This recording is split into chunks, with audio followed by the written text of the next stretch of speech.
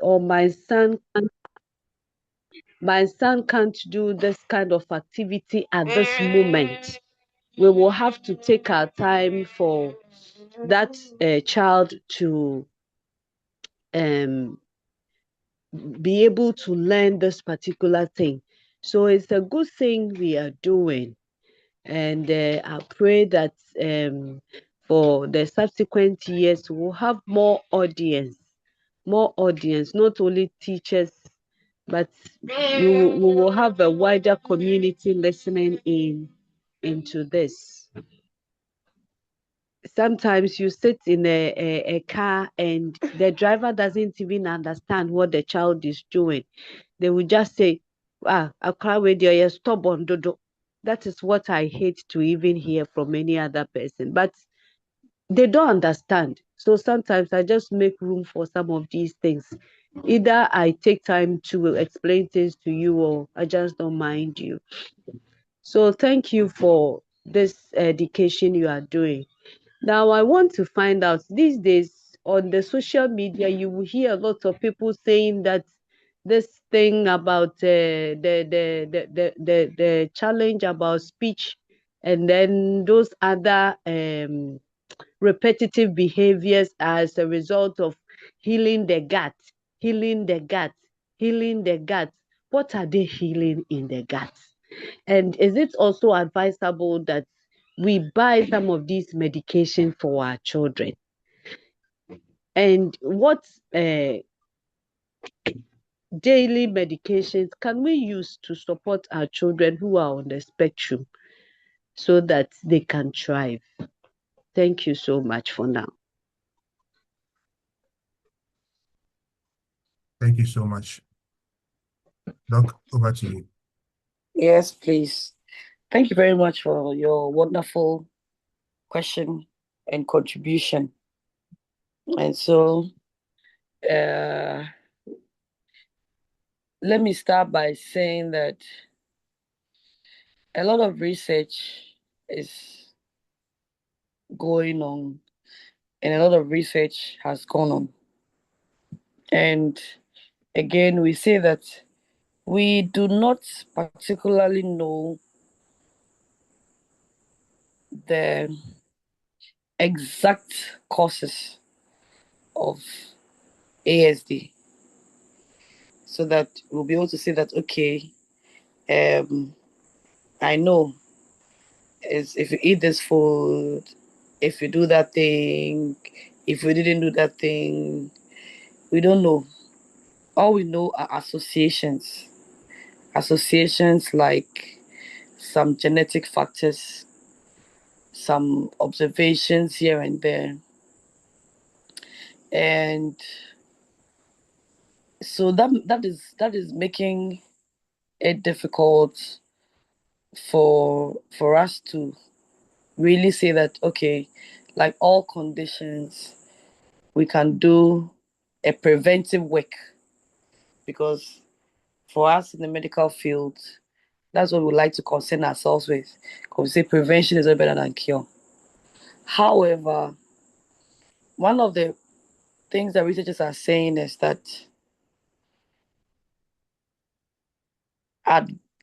during pregnancy and then at birth, in the first 6 months, some processes take place in the human body that are very, very important. The human, so let me start by saying that we are what we eat, and so everybody is what they eat. So we say that we have to start the children right. Start right. And the start right starts from pregnancy, where mothers must eat healthy. And then when they have their babies, they must also ensure that they are starting with the right food for the gut, which is the breast milk, exclusively for 6 months. So exclusive breastfeeding is important because the organs of the baby are not matured until 6 months, the liver, the kidney, and so they are fit only for dealing with breast milk. So if you are giving your child other things before 6 months, then you are putting a lot of pressure on the organs. But then the interesting thing is that in the intestine of a newborn baby, there are, and of course, all of us as we go, there are good bacteria and bad bacteria, and they are all in the intestine fighting each other. Now, good bacteria must arrive first in the intestine, and the good bacteria must multiply, and the good bacteria in the baby's intestine determine how the baby's immune system will start forming. They determine how the baby's brain will start developing. They determine a lot of things. And for the good bacteria to get there first, they get some of the bacteria from the healthy eating of the mother. They get some of the bacteria from the mother's own intestine. And then the whole birth process. So even when you talk about having babies spontaneously from the vagina, is a very good natural process, because as the baby comes out, the baby swallows some of the bacteria and from the mother's vagina, from the urinary system, and they also go into the intestine. Now what happens is that the good bacteria and the bad bacteria must have a fine balance, so that, like I said, the immune system is very critical, and the brain is part of the critical organs that must also start developing there. So to cut a long story short, there should be a balance between the good bacteria and the bad bacteria, so that the bad bacteria are not necessarily wiped away, and the good bacteria are not necessarily dominating them, but there's a balance. Now what happens is that this balance prevents toxic substances from leaking into the baby's blood and going to affect the baby. So there's something that we are calling leaky gut, and we are saying that if you don't put yourself in a position where your baby gets a fine balance of this good bacteria and bad bacteria, and your gut is leaky, the baby's gut tends to be leaky, because let's say even at birth they didn't give breast milk, they gave artificial formula milk and all that. Now the leaky gut allows toxins to enter, and they have been found, or some researchers are saying that they are the causes of a lot of conditions, including ASD. So babies have allergies, they have asthma, they have later on they can even have autoimmune diseases, later on they can have cancer, and they're saying that it's all because of the leaky gut. So in fact, this is a very, very important issue we are talking about, because this is the foundation of every human being. It's like the foundation of a house. If you don't get your foundation correct and you build your house, there'll be errors. It's the same. So the child does not get the right foundation in the beginning, and that's why we do lots of health education. That's why we propagate exclusive breastfeeding, not because we think parents cannot buy the milk. However, some people think that because we think they cannot buy it, they rather go for it. So the gut tends to be leaky, long and short. And so what they're talking about now is, okay, your child is having ASD because the gut is leaky. So let's give you some drugs to heal the leaky gut. Now I'm not sure I know any drugs that can cure the leaky gut, because it's a foundation. But then I know that there's some foods that have shown very positive outcomes. As in, if the child is doing the therapy, is also eating these foods, and we've seen outcome. But again, we can't say, is it the food, or is it the therapy, or is it the child's own biological making? Yesterday, we heard a lot about the child's own biological makeup. But then again, research has shown, for instance, like virgin coconut oil is already very good for the brain. A lot of children who in the early years where ASD has been detected, and I'm talking about children below 7 years, the critical years, they have been on virgin coconut oil together or doing all other things. They have been able to make a shift on the extreme end of the spectrum to a milder position. Okay, so that is what these are those talking about the drugs and stuff. This is where they are coming from. Which means that if you only take the drug and you don't do your therapy at all, you will not even probably make any improvement, because ASD needs a holistic care. Okay, and so some of the foods that I have seen and I talk about with my clients, virgin coconut oil is one. We talk about restricting processed foods because we know that processed foods are chemicalized, and you don't want chemicals. You want to do very natural things as much as possible. And so we encourage our very natural local Ghanaian foods. We restrict the processed foods like the soft drinks and the processed drinks and biscuits and cakes and sugary foods. We cut them out.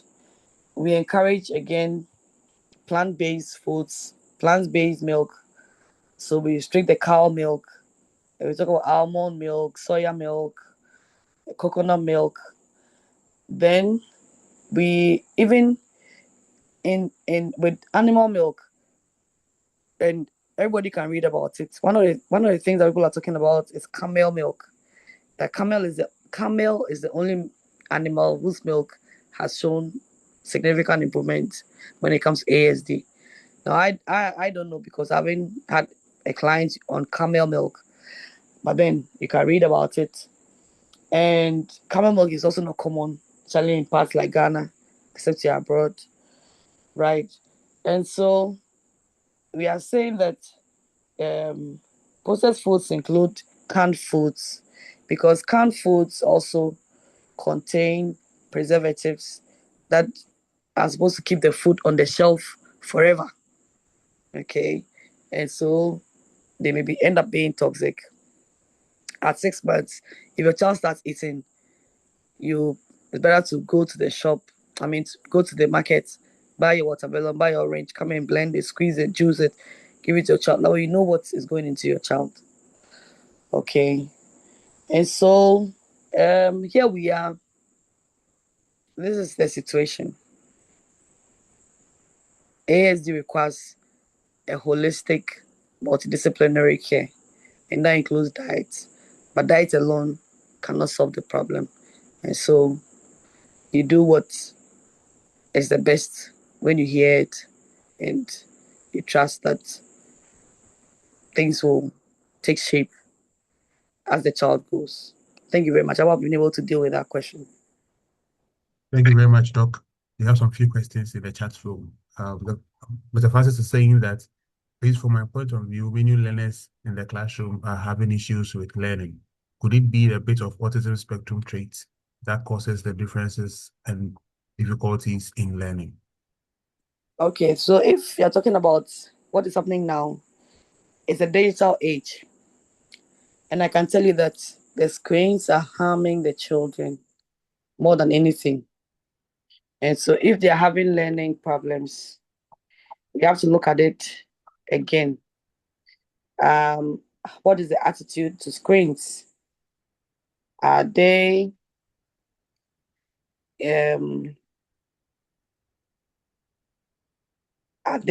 using screens at home? Are they busy? Are they controlling? Are their parents controlling their gadgets? What is happening? So this is a very important conversation that we should be having, and we can't stop, because this is where we are. Screens have become part of us. The issue is, how do we do it? WHO says children from birth to 2 years, no screens. But how many schools do not sincerely use screens for children less than 2 years. So I don't want my child to use screens. When I bring my child to school, when you're showing cartoons to my child for hours, now they're saying that children from 2 years to 5 years should have screen time of only 1 hour a day, and that should be with an adult. And after 5 years, you can control it up to 1.5 hours a day. So you see that there's a problem. It's a real problem. And for instance, handwriting. We were in our days, we're playing with clay. You get an assignment, go and you take clay and mold a kitchen utensil, something. It wasn't for fun. And it wasn't just for creativity, but as we're doing those molding, we're exercising the small muscles of the hands. So when you start writing, your writing will be beautiful. Now what is happening? Children are just scrolling with the index finger. So when they start writing, horrible. Small muscles haven't been exercised. Okay, so as much as possible, we have to think about how we can engage the children without the screens. And that is where my interest is now. So if there's anybody here who is a teacher to children below 5 years, and you want ideas on how you can help them without the screens, we can talk after this meeting. Thank you very much. Thank you very much, Doc. Adele is saying that I don't think I do understand why children with ASD attend therapy, as it comes across as if, as a parent, we want to change them. Also, how does she know that my child is non-verbal because others speak at 10 years? Okay, thank you, Anil. So your question is very valid. They don't attend therapy because we necessarily want to change them, but it's because you want to give them exposure. Now, the brain has many connections, and the more exposure your child gets, the better for you. Now, by 7 years of age, there's a principle called the use or lose principle. So that part of the brain that the child hasn't used, the child will lose it. So every child deserves exposure. And so if your child has the potential to communicate but hasn't communicated, it doesn't mean that if you take the child to therapy, you are changing the child. No, you are rather enhancing the speech, because the child may have a potential to actually do the speaking, as compared to a child who does not necessarily get therapy. Because if you haven't used that part of the brain, you haven't exercised it, you may not speak at that 10 years, even though it will be late, but you may not even speak because you will lose that part of the brain. You will lose it. So it's a use or lose principle. So therapy is to make sure that everything else in the brain is intact. So by the time the child gets 7 years, where brain connections are being shed off, at least that part of the brain is still there. And it may delay for the child to speak, but then the child has the potential to speak or do that thing that that will help the child also to function better in this space. Okay. I hope that I've been able to deal with that question too. Right. Thank you very much, Doc. Abigail is saying that I have a 5-year-old diagnosed with autism and ADHD, and he's non-verbal. What sort of support can we get?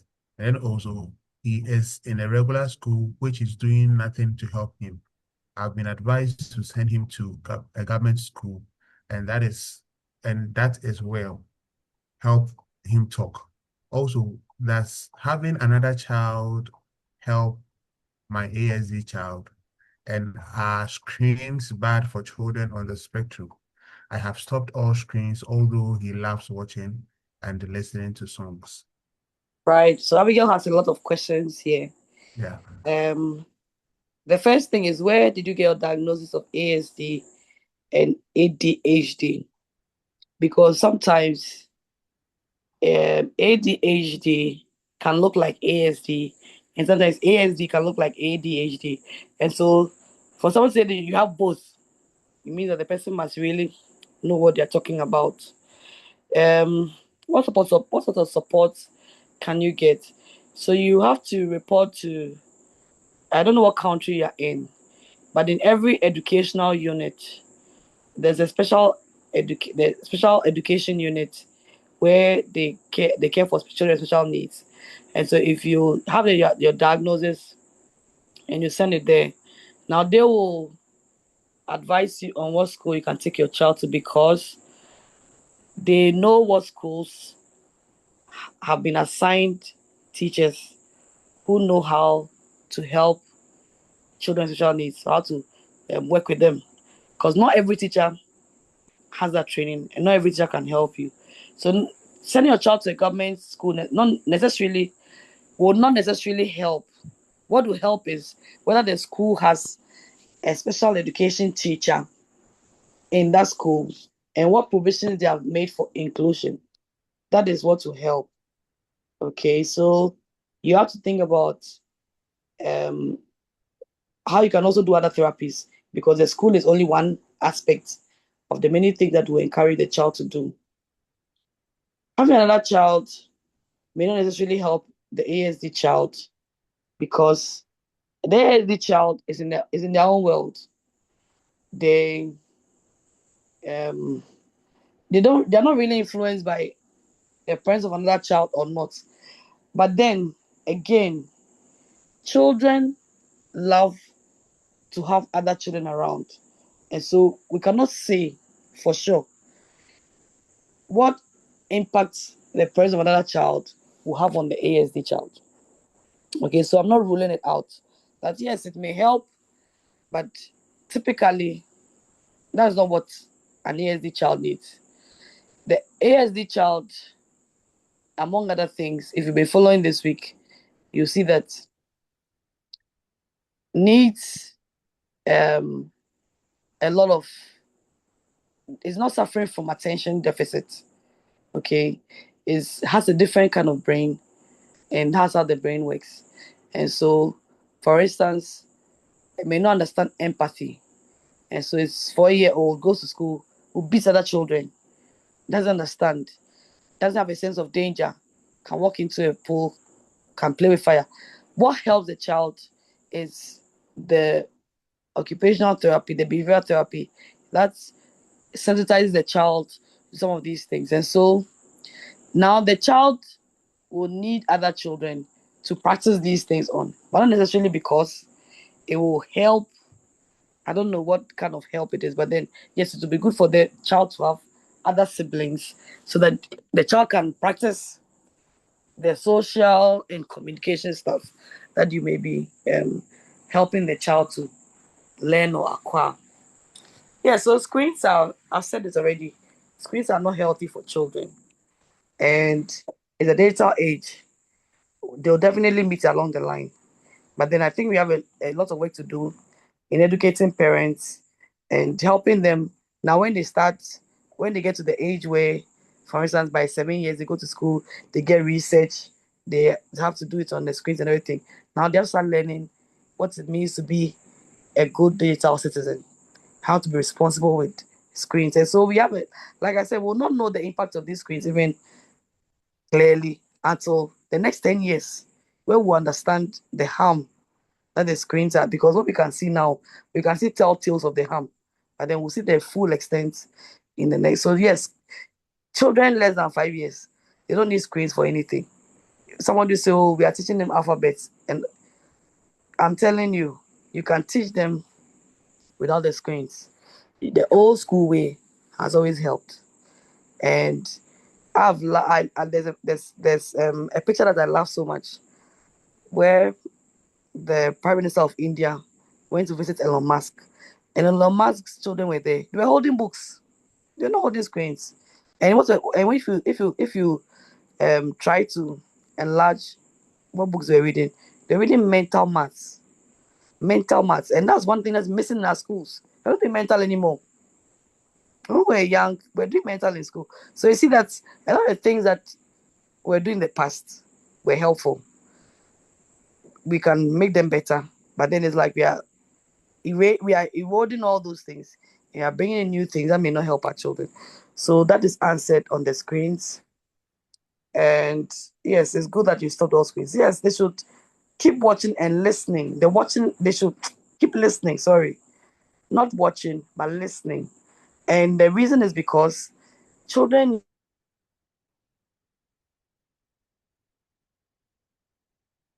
they need to use all their six senses to learn. So they need to read, they need to write, they need to play, they need to listen to good music, they need to interact with other children, and then yes, they need to do some watching. And that's why from 2 years to 5 years, we say they can watch for an hour with an adult. But what is happening now is that the screen has taken over all these other areas. 6 areas, the screens have eroded the reading. They're not reading, they're not writing, they're not listening to good music, they're not interacting with their friends, and they're not playing. They're not doing creative play. So you see that this is the reason why we have an issue with screens. But then again, I signpost or I direct parents to resources that they can engage in that will help the child have a very balanced childhood, especially where the screens are becoming a problem. So you can send your name and your number to me privately if you're in the meeting and you want to know more about such resources, then I can contact you after. The next question, Anna. Okay, thank you, Doc. Son is from Mawunu. He says that please teachers who are beating LG2 and KG2 learners for not writing or picking up writing skills development. What do we say to such teachers? Should we sack them?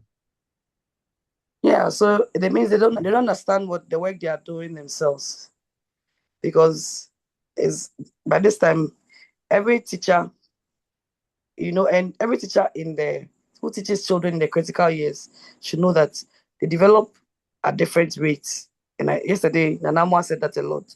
Different rates. That's what it is. So, for instance, let's say walking. Some children can walk by 8 months, 9 months. On the average, most children walk by 1 year. Some will delay a bit to 1 year, 2 months. 1 year, 3 months is late. So there are definitions.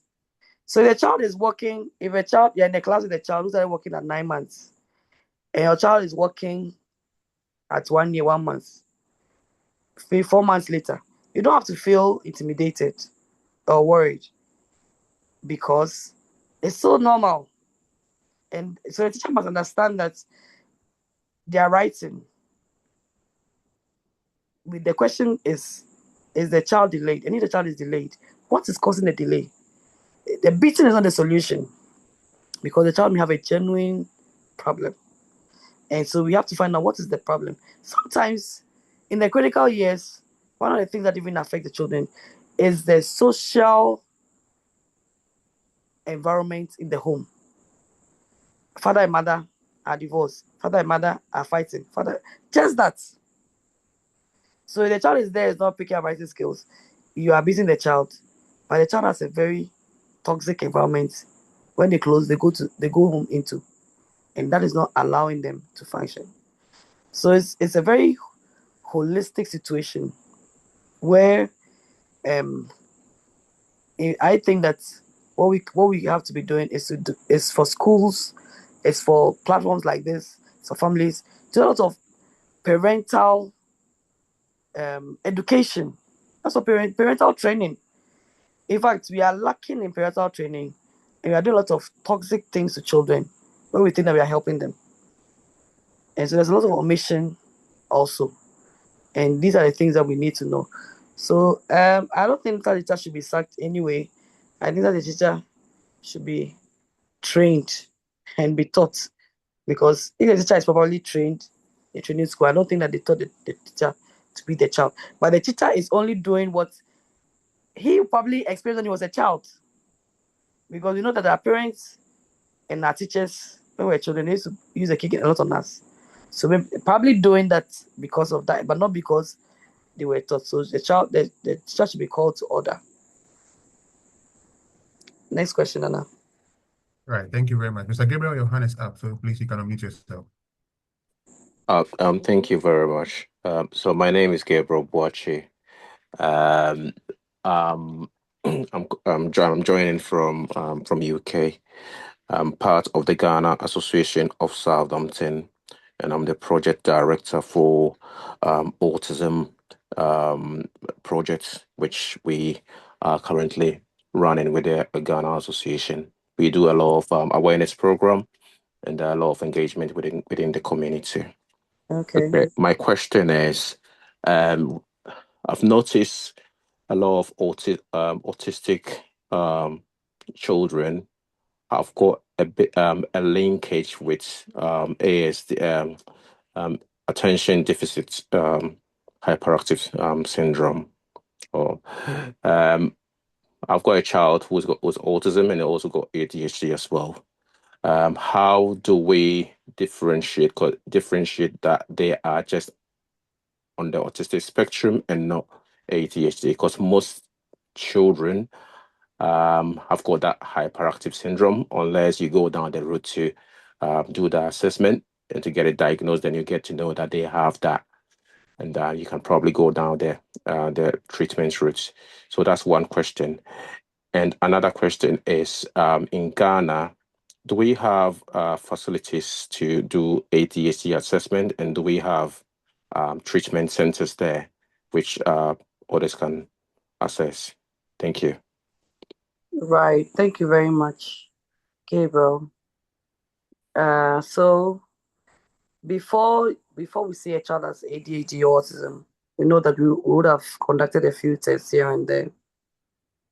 And so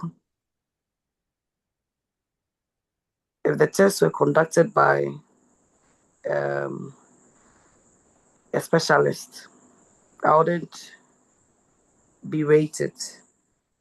But then the issue is that before we even say that a child has autism or ADHD, before we label them, they must have crossed the critical years. So the child is at risk of autism, at risk of ADHD. Then by 7 years, without intervention or whatever, we can say, okay, now the child really has it because the child has moved beyond the plastic years, the neuroplastic years. And so in my practice, I do not label the children. And because of that, medicating them is a last resort, which is actually what should be. We don't medicate them just because we did a test and they have a diagnosis. So all these therapies must be in place. And then when they have caused the neuroplastic years and they are still not or we still find some of the things that they do challenging, then we may want to medicate them. But so then we want to stick with the therapies. So handling older children is a different issue. I think at the age of your child too, but then in Ghana, for instance, there are a few of us in this space, and if you're in Accra, is where there's the assessment centers.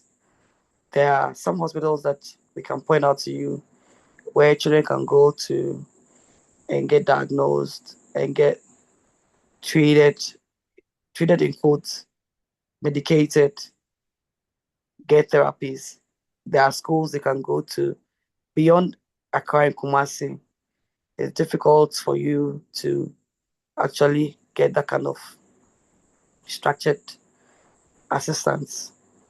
Okay, so children living with autism can have other comorbid conditions in addition. and we like to address them as they are. It doesn't necessarily mean that you can have an ASD child who is hyperactive. Doesn't necessarily mean that because the child is hyperactive, the child has ADHD.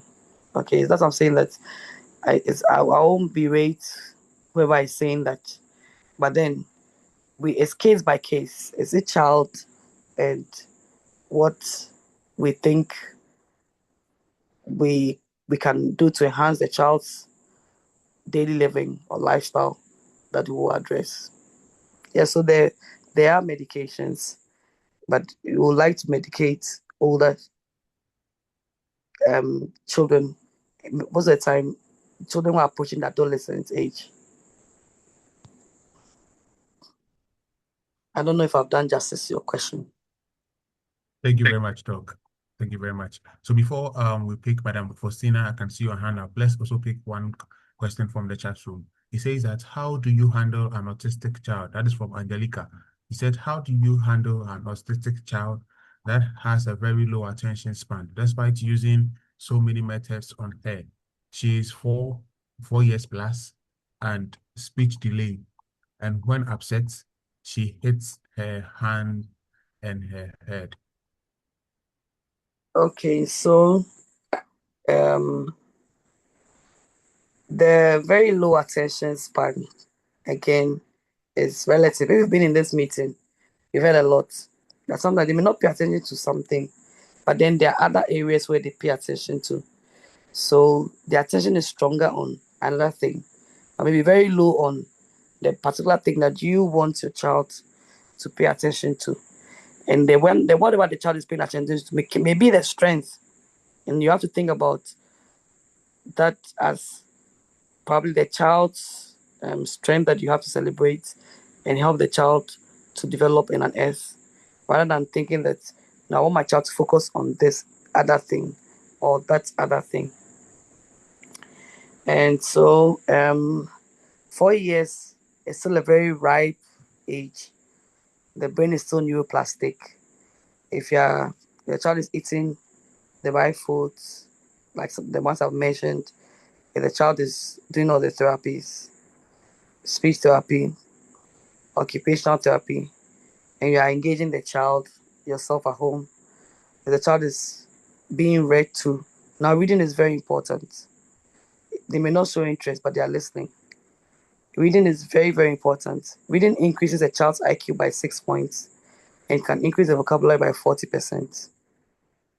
And reading by far can improve a child's ability to communicate even more than the therapy. I've seen that in my practice. Sometimes mothers will ask, what book should I read for your child? Okay. Yeah, I know it's very difficult, but then we can have that conversation privately when I know your child and your child's other interests, and how we can make reading also part of your daily engagement with your child. So the diet, the therapies, the reading, the inclusion aspect, the social support group, you allow the child up to that 7 years, because the child, like I said, has many more years for the neuroplastic development to happen. So yes, your child may have a speech delay today. I can pick up talking tomorrow. The child being upset comes from the inability to speak. Okay, they have temper tantrums because they can't get across to you what they want, and it's frustrating. And so what you have to do is try to redirect your child.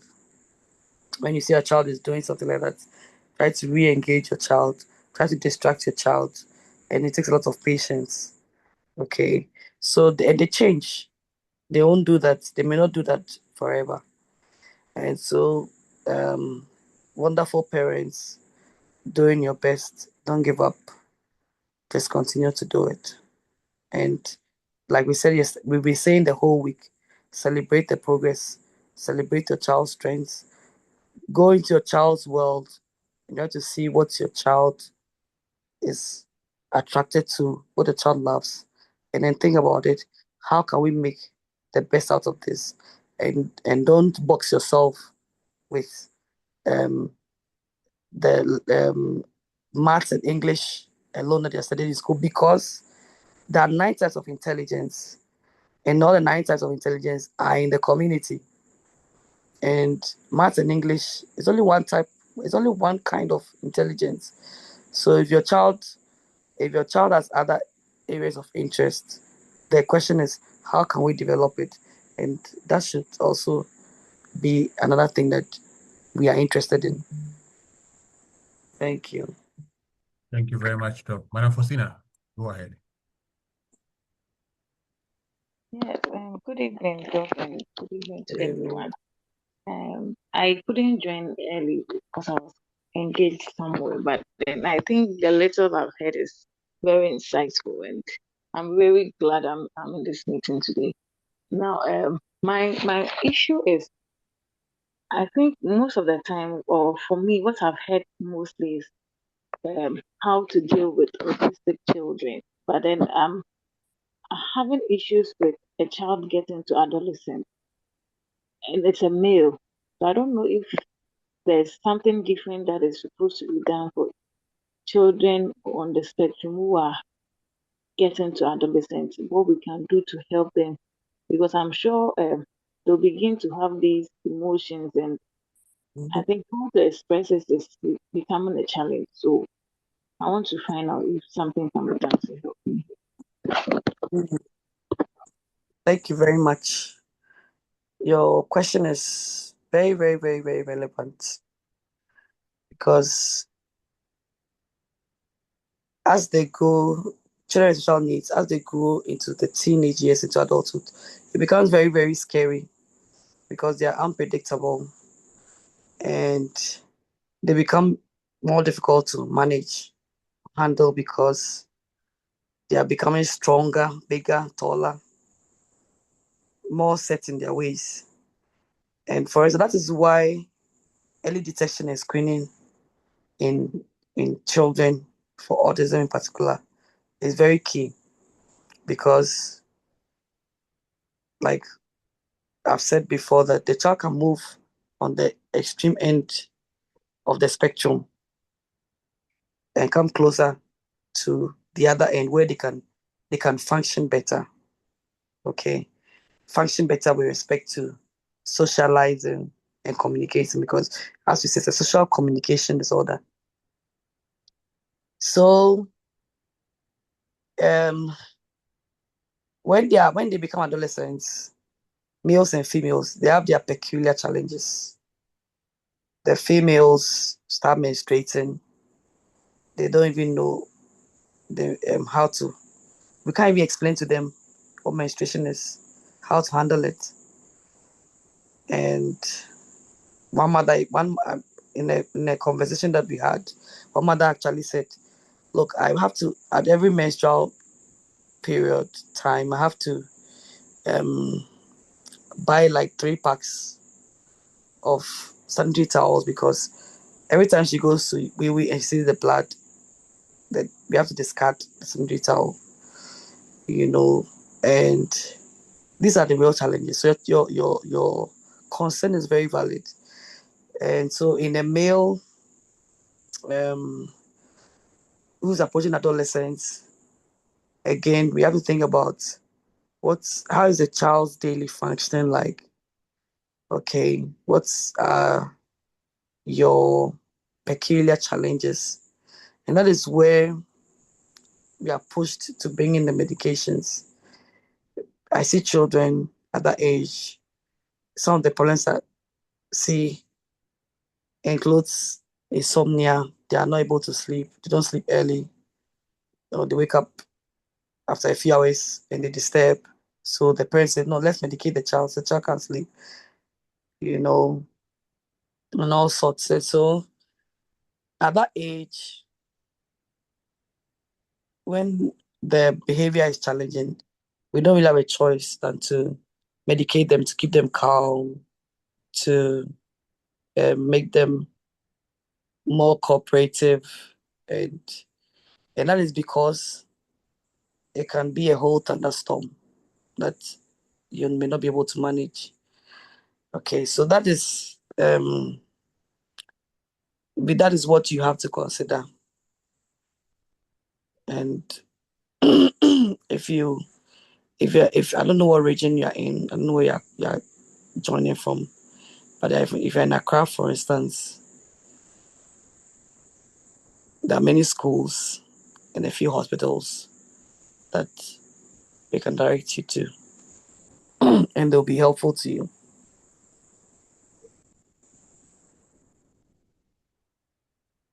Yes, please.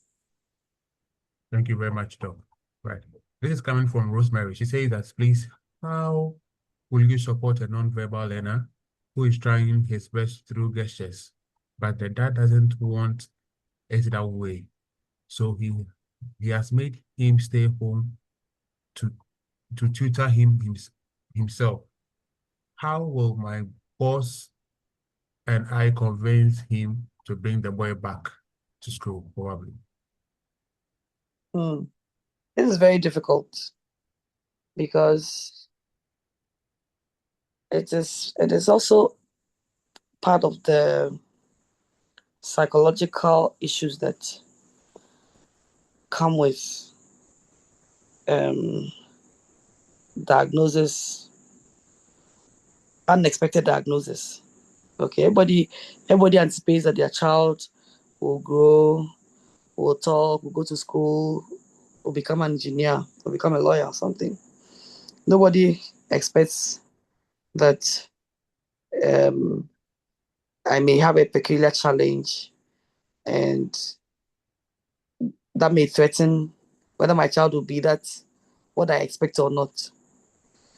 And so the diagnosis can put parents in a situation of grief. Okay, and one of the things that grieving is a cycle. Now, if you have a child with special needs, grieving really never ends for you. The cycle, and you're likely to be moving in between the cycle. Okay, and so it starts with the denial. So, like, oh, wow, I can't believe my child has this. Why tell me my child has this? This can't be happening. And so there's emotional shock. Now, so the denial, this father, for instance, may be in a denial stage. And this is what scares me, because ideally, when a diagnosis is made, parents must have psychological help. And most of the time we omit this. But then this is why it's very, very important. In developed countries, they'll not make a diagnosis and not give you psychological help. Not only even for children with special needs, but even normal sicknesses. You go to check your sugar, you're ill, and they say, oh, you have diabetes. Don't throw it into your face like that. At least they'll read your response and they'll say, no, you need to get a psychologist to help you. That's how medicine should be practiced. And so without psychological assistance, you are left on your own to go through the stages of grief alone, by yourself. And one of the things that doesn't help is when parents are in denial, it rather eats away the years. The years, the critical years that we can help the child, as in do the therapies and everything. We miss the years because we go what we call shopping for diagnosis. So no, I don't believe it. You go to another doctor. Then somebody will say, well, I know somebody whose child had this. Let's go and see this person. And then you'll be roaming with your child. Meanwhile, maybe you've met me and I've said, okay, can you go and do a hearing assessment so that we can actually, even sometimes it's just a hearing issue. the child has speech delay because the child hasn't even had a hearing assessment before. And the first thing we want to do is to eliminate the possibility that the child doesn't hear well. Because if you can't hear, you can't speak. But then, between the hospital visits and the assessment, you meet somebody who says, oh, that the child can hear. Oh, when you play a song, the child can dance. Forget about the doctor. Let's go and see some another person. Then you go.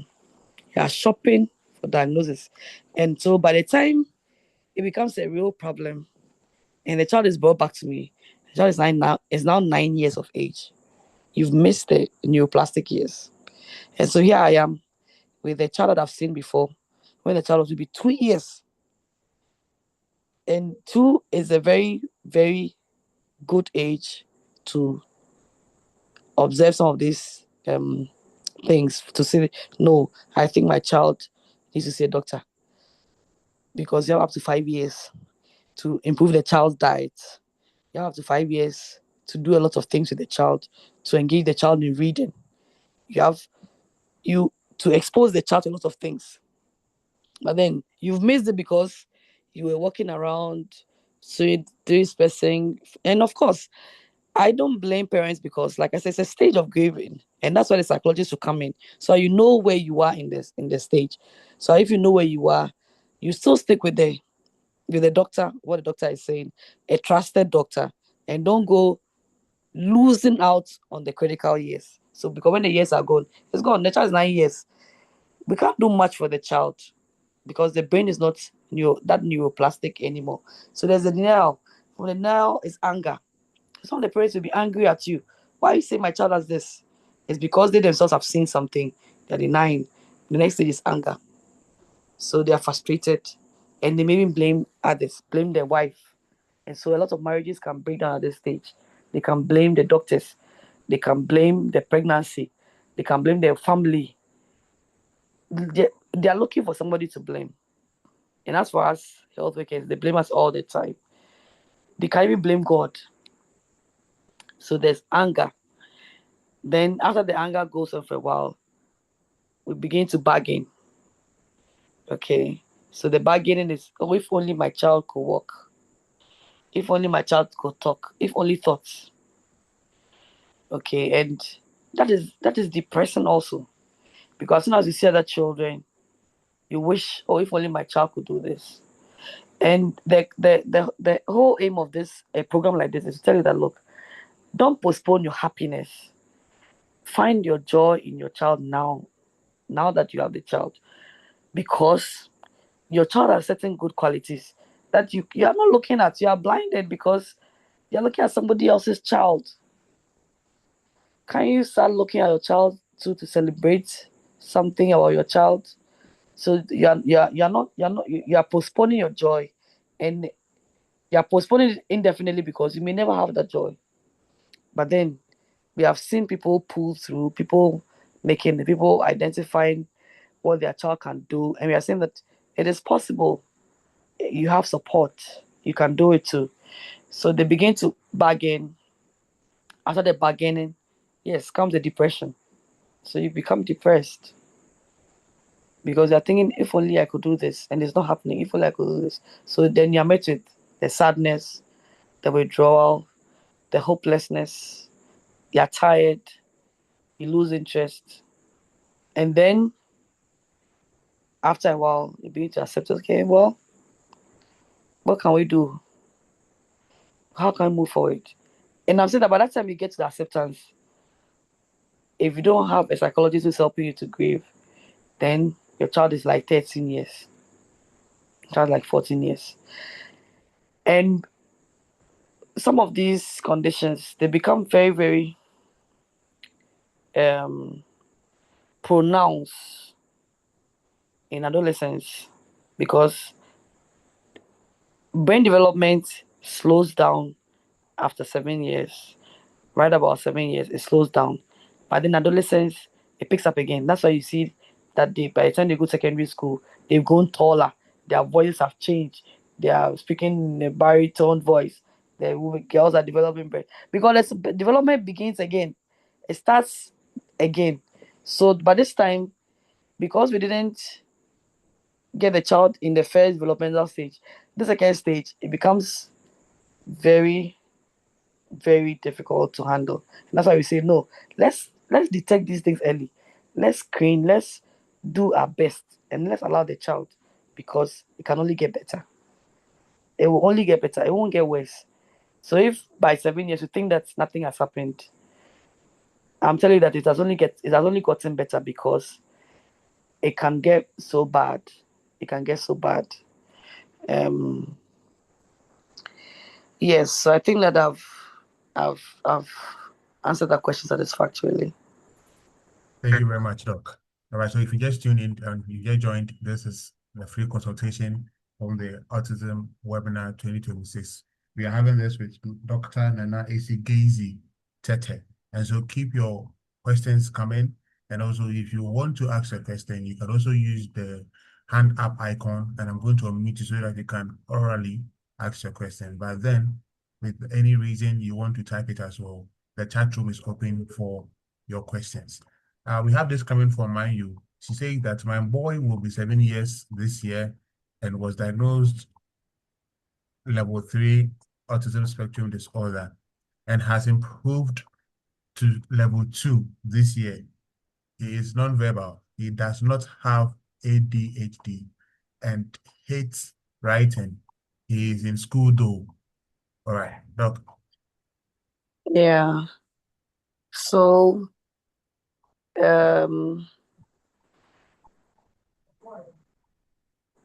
what is the question? So I think I don't she's see a making us question. aware of the progress, probably. Yeah. Okay.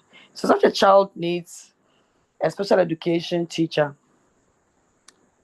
Special education teachers are also specialized in working together with children with special needs, children with autism, so that they can function adequately. It doesn't mean that they will necessarily be able to learn the maths and English, like I've said already, because I said that there are 9 types of intelligence, and most of the time, children with autism have different kinds of intelligence, but then there's one thing that they are very good at, because they have a very high IQ for that thing. Okay, there's a BBC featured a child in Uganda some time ago who can multiply numbers. So you can mention the number 428354 times 263, and then before you take the calculator to multiply, the child has given you the answer. How's the brain doing that kind of thing? We don't know. So the question is, how can we engage this child in a productive way? That should be more exciting than necessarily asking the child to go and learn science. Because the child may not be interested in science, may not be interested in reading, but it's okay. There's another child who could also tell us the day of birth. If you mention a date, so if you say 6th June 1920, the child can tell you whether it was a Saturday or Sunday or Monday before you can look on the calendar. How is the child doing it? So these children have their own unique intelligence, and that is what we have to get excited about.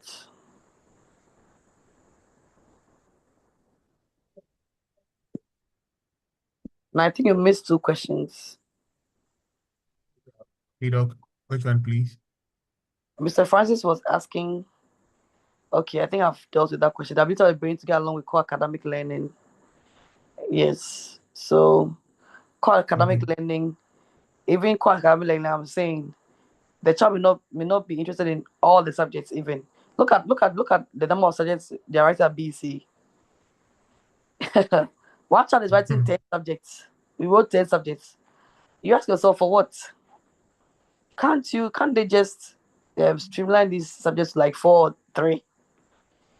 So the child is not going to sit down there to do home economics, pre-tech, all the other things, RME, you are just wasting his time. He has other strengths that he's passionate about that he can't wait to release.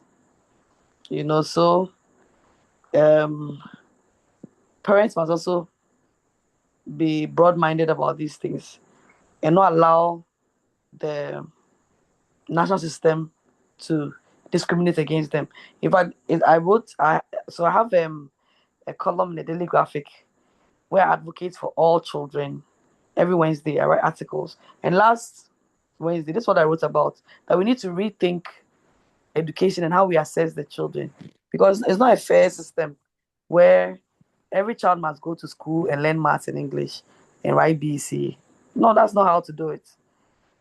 Every child must have a strength that we discover and we assess the child in their own unique way because the country needs diverse professionals to flourish. Okay, so it's the country's loss and not yours. And if you look at it and think about this in a broad way, I believe that a lot of us can challenge the status quo and say, no, this is not how it's supposed to be. Okay. All right. Thank you very much, Doc. And so Mr. Francis has another question, but there are also, I think, a lot of questions in the private chat. All right.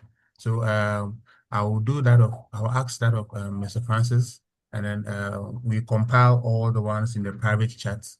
I think these are confidential ones. They didn't want us to know who it's coming from. So I'll compile all of them and then ask them, and then we can close the session. Our time is almost up. Mr. Francis is saying that with brain development and therapy, with brain development and thereby making a child to be in academics, what do you think is making our learners be the weak with working memory in our school, and how can the basic school system leverage on these 9 intelligence that exists? Doc.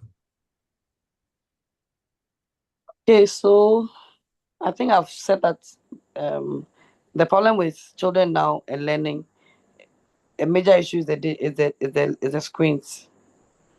Because when they watch the screens, the brain becomes overstimulated. And the brain was not made to develop on screens. It was made to develop on social interactions. So for instance, a child is in front of the screen watching the cartoons. The cartoons are not challenging the brain. They're not asking questions. They're not talking to him. And so it's not doing anything to the brain. It's rather harming the brain because the speech will be delayed, for instance. But then a child who has people to talk to, him or her, is rather developing the brain better. Okay, so our learners, yes, they're becoming weak with memory, attention, and all that because of the screens. I have a child whose mother said to me one day that the child says that he doesn't like Cocomelon because their bus moves too fast. I was shocked because that's the problem with Cocomelon. It's the problem that experts have found with Cocomelon, that the characters move too fast. So for a child to even say that, no, I don't like it because the child is not getting time, the brain doesn't get time to pause, to think, to reflect. That's why reading is the best, because when you are reading, you slow down, you stop, you try to understand what you are reading, and then the brain is advancing. But the cartoons is just then they finish one episode, next one will come, they do their thing and then they go. And I realized that the reason why I was shocked was because now I come face to face with a real life experience. I mean, I've read this thing, but I'm now hearing a child actually validate it. And so that's it. If they are spending more time on their screens, they're not getting enough sleep. Yesterday, Nana talked about sleep. In fact, yesterday I was very, very excited because he really hates out on that. Sleep is very important. Sleep is, and a lot of us adults, we sleep, but we are not even rested. Because ideally, your brain should rest for a whole hour before you sleep. But look, we can look at the phone now before we realize we've slept, and even the phone that is looking at us. and you wake up in the morning, Monday morning, yeah, you didn't sleep. Because like your brain is overheated, like a car engine. You don't allow the brain to relax before you go to sleep. So you've just drifted into sleep with the overstimulated brain. And the children are doing that. Okay. This past week I had a BEC. I was called because the child who was writing BEC suddenly became hyperactive and all sorts. But one of the things when I was talking to mother, she said, "Oh, they've been learning on the screen, so he has a screen." And that's one of the things I tell parents: don't leave a screen with a child. No, at least know your child. Some children can be very responsible. Others, most of them are not. They are charging the screen themselves. They are doing it. When they go and lie in the bed at night, they are looking at the screen.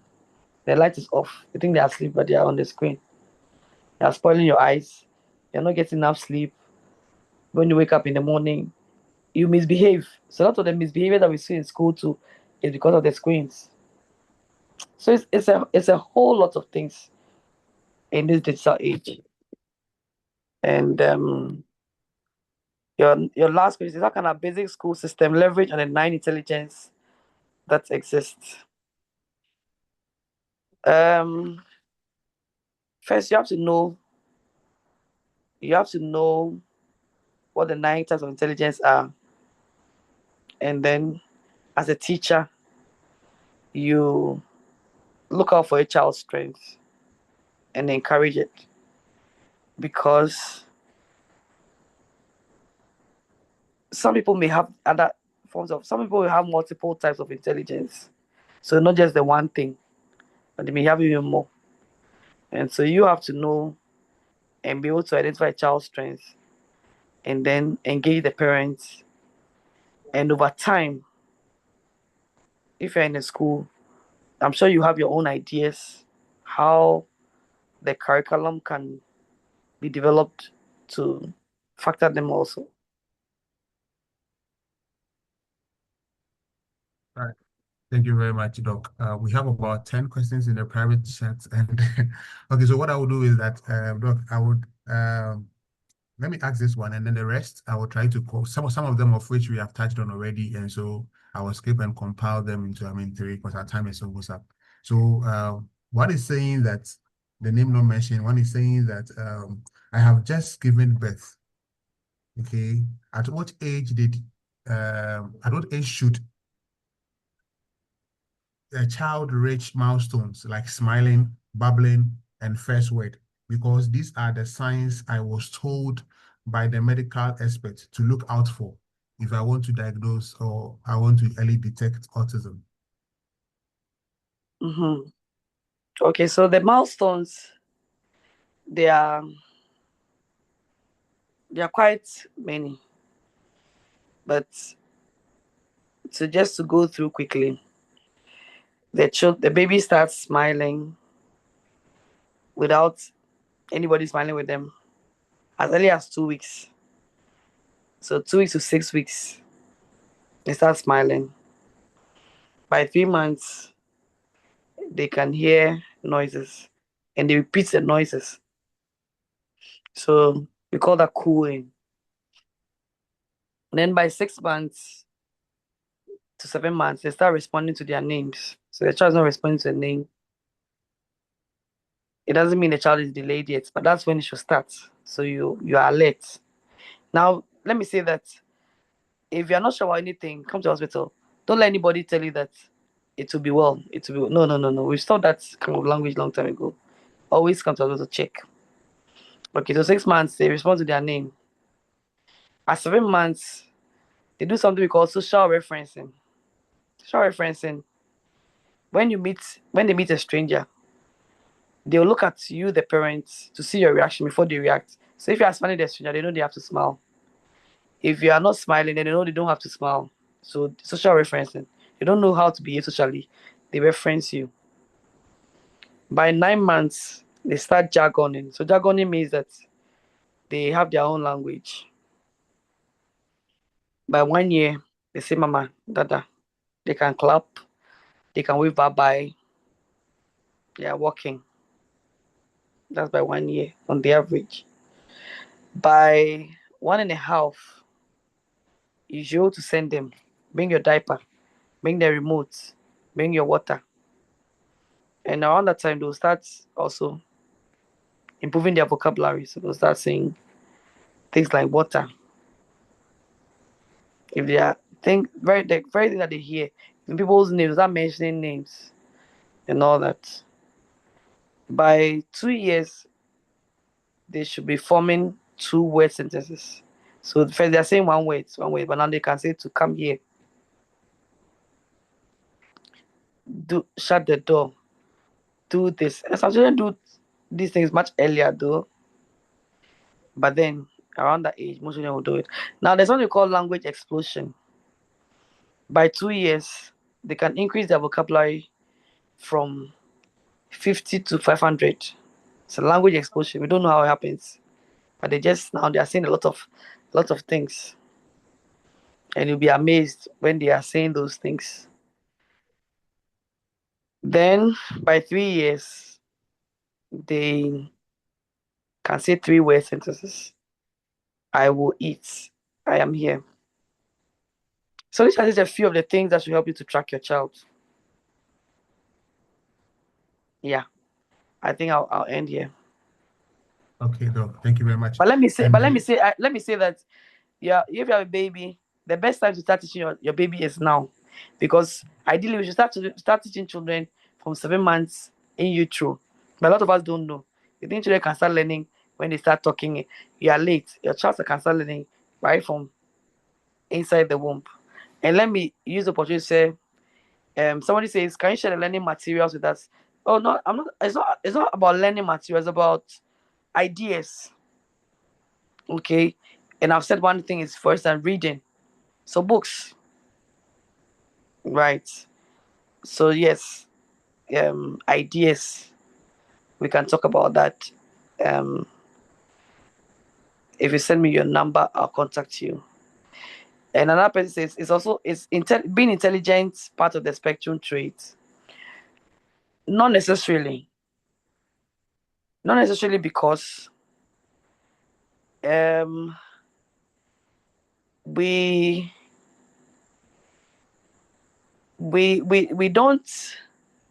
I mean, ASD can exist together with other conditions. Okay, so you can have ASD with Down syndrome, and for the Down syndrome is low IQ issue. So such a child will have ASD though, but may not be intelligent. So intelligence is not necessarily part, but then most of these children have their own strengths.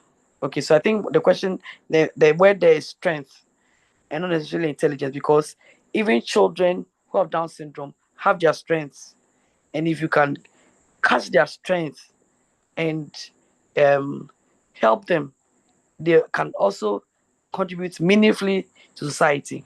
So they may have a low IQ and they'll not be able to go to school to do the math and English, but they have their strengths. Okay, thank you very much, Doc. And the next question in the private says, he says that my child is humming. She can hum for hours. The speech therapist says it's normal. How normal is it?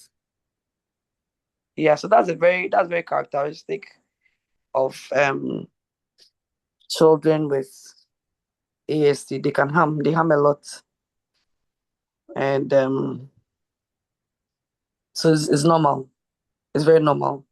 But then, as a parent, you want to be interested now in how can we make the humming more useful, and that will be something that you know your child as you think about it, as you observe your child, expose your child to musical instruments, you'll be channeling it into something more meaningful. And that is the essence of this meeting. We are not saying that let's change our children.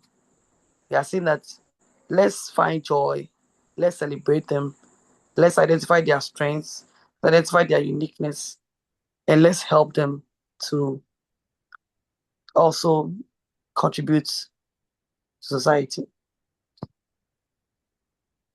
Thank you very much, Doc. So the last question, there are some I've taken out because we've already touched on them. So if you still need clarification, please, Doc is available. You can contact her. I'll give her details out very soon, so you can contact her. So the last question, he says that I was told my father was autistic, although I didn't meet him. My child is also autistic. That's the only thing that came. I don't know what he wants to clarify here, Doc. Yeah, so it runs two families. It runs two families. That much we know. I know a family with twins, and both children have autism. And that's what makes us know that it runs in families. And so, yeah, it's possible. But we are not able to understand how that happens. All right. Thank you very much, Doc. I think we've made use of our time, and I want to say thank you very much. Doc, do you have your last words to give us before we sign out? Yes, I want to say that all of us in this space are very wonderful parents and teachers, because for making time to be part of this alone shows your passion. And so don't measure yourself by judging other things. Don't be too hard on yourself. I think that's what I would say. Don't be too hard on yourself and think that you're not doing good enough. It's a learning process, and we take it one day at a time. We get better one day at a time. So wherever you are in your journey, I salute you, and I think you're doing a wonderful job. Keep at it. Don't give up. One day we'll tell your story as well. Thank you. Thank you very much, Dr. Nana Esi Gaisie-Tetteh. So if you want to contact Dr. Nana Esi Gaisie-Tetteh, you can just type her name on any search engine, all right? The name is very important. Dr. Nana Esi Gaisie-Tetteh. Yes, just type her name in Google. If you're using Chrome, if you're using Edge, Explorer, whichever search engine you are using, just type her name, Nana Esi Gaisie-Tetteh, and everything about her will pop up. However, if you want to directly contact Doc, she is on LinkedIn as Nana Esi Gaisie, on LinkedIn as Nana Esi Gaisie. She's on Facebook, and then also we would compile all the speakers' info and then put it on the platform so that you can contact them at any point in time. But for Dr. Gaisie, at any social media platform, you can find her there. Okay, right. And so also, if you have any special related questions to any of our facilitators who presented this session to you in this particular autism webinar, you can also contact Lara Oshenuga. Lara Oshenuga was a parent expert who came on Tuesday. You can also call her. You can contact her on LinkedIn. Your name is Lara Oshenuga. On Facebook, Lester and Nagas. All right. And also on Facebook, again, she has Lara Oshenuga. And on LinkedIn, it's Lara Oshenuga. Yes, you can contact her as well. The same way, if you want to contact our first speaker, she is in the person of Adelola George. Okay, so on LinkedIn, the name is Adelola George. All right, we'll make sure we put all this info in the group chat. And also, we have Sausia Oklu. Sausia Oklu. Yes, if you want to contact her, she's already on the platform right now, talking to you now as part of the participants. So you can directly chat her so that you can get in touch with her. The name is Sausia Oklu. Yes, she is of the Sausia Care Foundation. All right, so search it up on Facebook, LinkedIn, and every other search engine. Also, if you want to contact the behavioral therapist, she's in the person of Mina Ama Mokani. Mina Ama Mokani. So on LinkedIn, she is Mina Ama Mokani. On Facebook, she is Mina Ama Mokani. And on LinkedIn again, she is Sped Care Development Center. And on Facebook also, Sped Care Development Center. And as well, if you want to contact me, I am David Nana Amwa Mensah on all social media platforms. David Nana Amwa Mensah on LinkedIn, Facebook, everywhere. All right. We want to say thank you very much for making time to learn, relearn, and unlearn. I want to say that we'll join you same time next year. But as we learn, please go out there and make a change. Because now, if we have the news and we are able to influence 2 or 3 people, just look at the number of multiplications we are going to have who understands and believe in autism. All right. And so let's go out there. Let's make use of it. Teachers, I want to say thank you. Practitioners, I want to say thank you. Facilitators, I want to say a big thank you. And parents who are going the extra mile to see our children thrive, I want to say a big thank you going out there to all of you. You can follow Hope Up Foundation on Facebook, TikTok, Instagram, LinkedIn, wherever you find yourself. It is Hope Up Foundation. We have a lot of trainings and seminars and webinars coming up. So you can follow us on Facebook, importantly, and then TikTok and Instagram, just to get updates of our next workshops and programs and webinars that we'll be doing. Okay, on that note, I want to say thank you very much to all of you. And in case you are a teacher here and you want certificating for this program you have taken, it has been 7 solid days. And so if you need certification for this, trust me, you can, we will share the details on the platform so that you can fill the details and request for your certification. On that note, we say thank you very much and thank you for joining the Hope Up Foundation Autism Webinar Series 2026. Have a wonderful evening. Bye. Bye, Doc.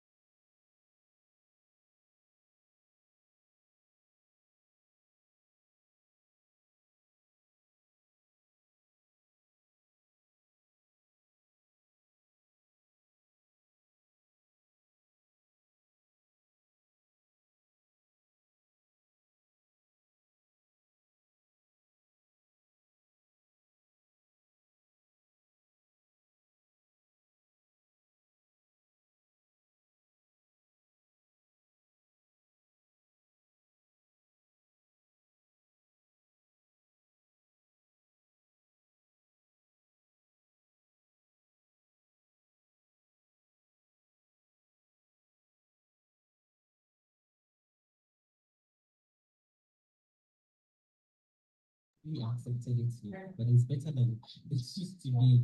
Because when you think your child is growing okay, and all of a sudden you're told he has a condition like this, his father that did my attention is there. He also reads a lot.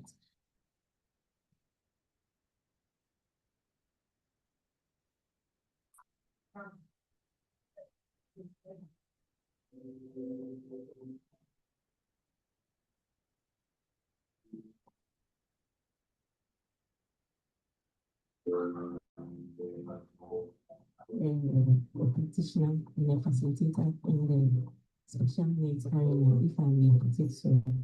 This particular program is explained to teach people, let's talk to people, let's make the environment safe for everyone. On the other hand, more volunteers. There are all being volunteers, but we need more volunteers. We need people who are willing to join hands with us, who set out to go and explore. And because the person is non-verbal, cannot even talk to you that, please, I've lost my way home, so please help me go back home. Autism, it has to do with a neurological disorder, okay, it has to do with the brain, okay, the brain function. So in other books, we say that autism is a neurological disorder with characterized by the difference in the brain. That's basically his life. I wasn't so worried, but I observed he wasn't responding to his name. He rather left his eyes and look elsewhere instead of looking and turning to you and responding. He rather he will hear you for him, but he will not look. So we all thought that he was just being stubborn or something. Tourism can be an advocate or can help the autistic or any child to get out of any trauma that he or she is into. It was difficult for me to accept it at that time. Fortunately, because we are two, when she was in denial, I was there, holding the fort, taking care of the kids and everything. But when I flipped over and went into denial, she took over. We have a site in northwest in Kankofo, closer to Anaji. We always take him twice in a week. There's a lot of trees.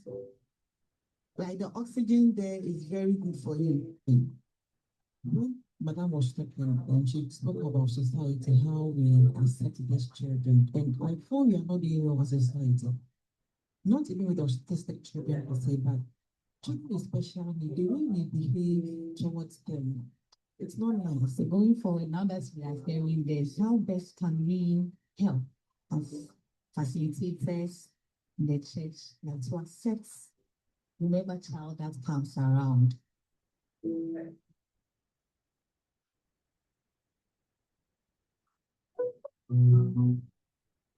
Hope Up Foundation is a non-governmental, not-for-profit organization founded in 2022 with a mission focused on empowering youth through education, health initiatives, and mentorship.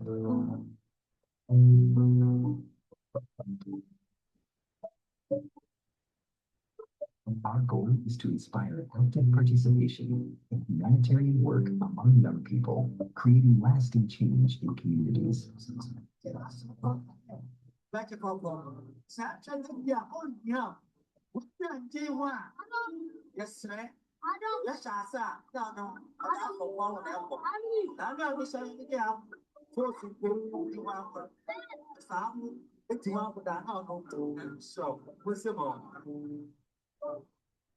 Every 2 years, we organize a community transformation project to support underprivileged areas by providing donations and educational opportunities. Our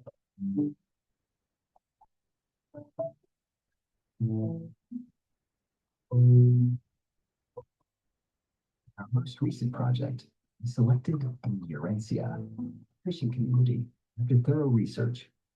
We partnered with the Church of Christ Spiritual Movement, Urencia Local, with special thanks to Head Pastor Reverend Ebenezer Narte for his invaluable support.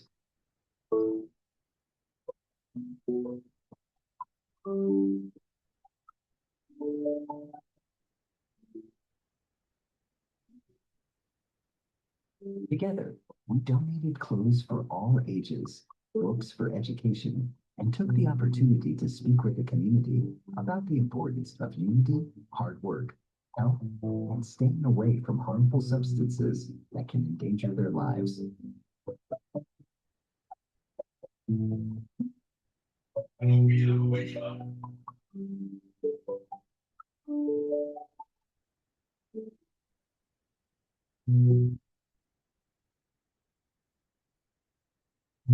Thank you. All our generous donors and volunteers who make this mission possible.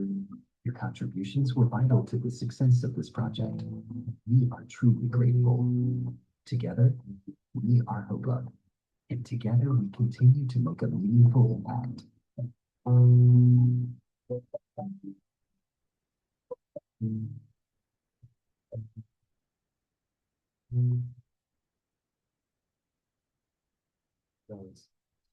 We should understand the facets of tourism and autism as well.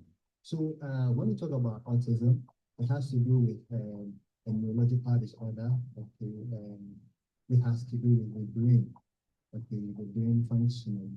So in other books, you will see that autism is a neurological disorder with characterized by the difference in the brain.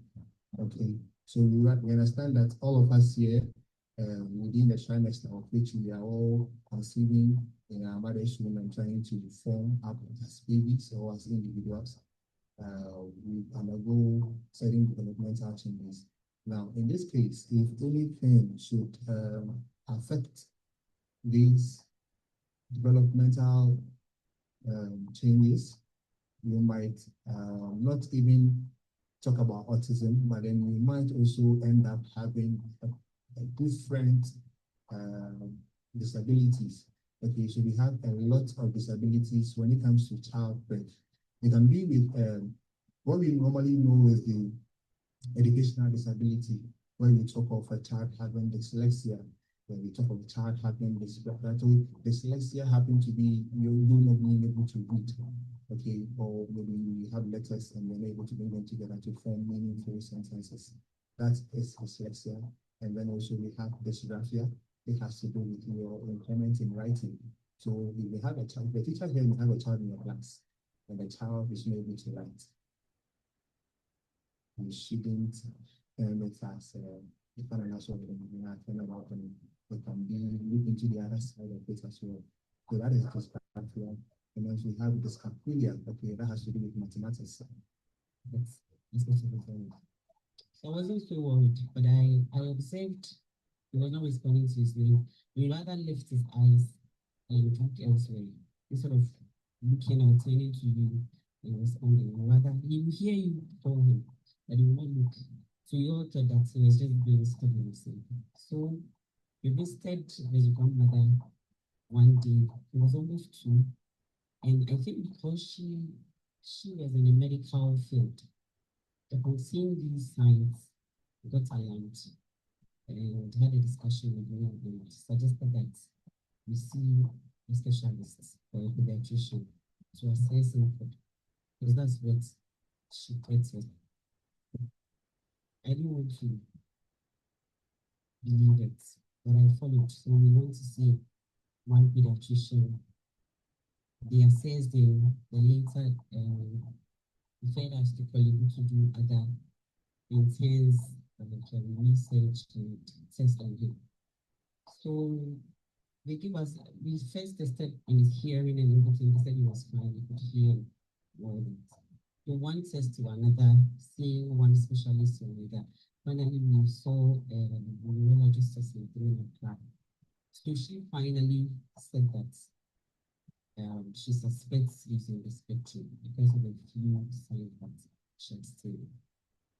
Honestly, I don't even think I really accepted it now, but it's better than it used to be. Because when you think your child is growing okay, and all of a sudden you're told he has a condition, it's his father that drew my attention as well. He also reads a lot.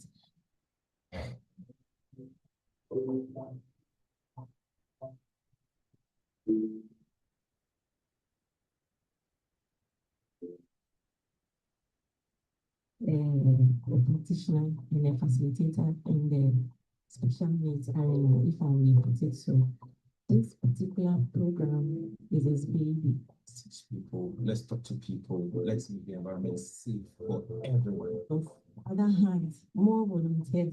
There are 4 main volunteers, but we need more volunteers. We need people who are willing to join hands with us, who set out to go and explore. And because the person is non-verbal, the person cannot even talk to you that, please, I've lost my way home, so please help me go back home. It has to do with a neurological disorder, okay, which has to do with the brain, okay, the brain function. So in other books, we say that autism is a neurological disorder with characterized by the difference in the brain. That's what it is like. I wasn't so worried, but I observed he was not responding to his name. He rather lift his eyes and look elsewhere instead of looking and turning to you and responding. Rather, he will hear you call him, but he will not look. So we all thought that he was just being stubborn or something. Tourism can be an advocate or can help the autistic or MPH to get out of any trauma that he or she is into. It was difficult for me to accept it at that time. Fortunately, because we are two, when she was in denial, I was there holding the fort, taking care of the kids and everything. But when I flipped over and went into denial, she took over. We have a site in northwest in Kankofo, closer to Anaji. We always take him twice in a week. There's a lot of trees. Like the oxygen there is very good for him. When Madame was talking and she spoke about society, how we accept these children, and I feel we are not the only one society. Not even with autistic children per se, but children with special needs, the way we behave towards them, it's not nice. So going forward, now that we are hearing this, how best can we help as facilitators in the church, like to accept whoever child that comes around?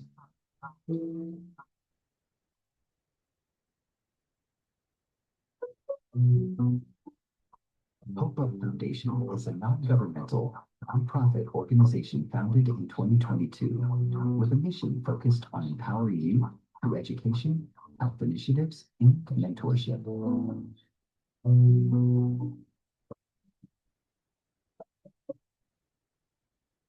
Our goal is to inspire active participation in